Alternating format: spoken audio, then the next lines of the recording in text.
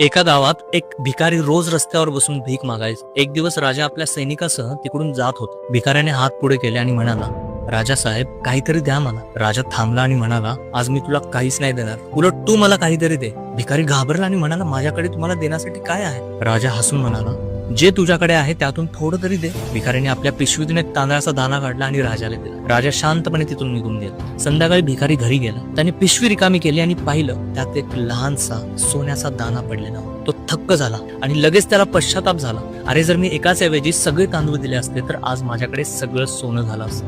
या कथेचा अर्थ खूप खोल आहे मित्रांनो. आपण देण्यापासून घाबरतो, फक्त वेळ असो, प्रेम असो, मदत असो किंवा पैसा असो. पण लक्षात ठेव, जेव्हा तुम्ही देता ना, तेव्हा आयुष्य तुम्हाला त्याचं सोन्यात मोलाचं परत देतं. देणं म्हणजे गमावणं नाही, ते म्हणजे वाढवणं आहे. ज्याने देणं शिकलं त्याने जगण्याचा खरा अर्थ समजला. म्हणून पुढच्या वेळी तुम्हाला काही द्यायची संधी मिळाली ना, तर विचार करू नका, मनापासून द्या. कदाचित देव तुमचं सोनं तयार करत असेल.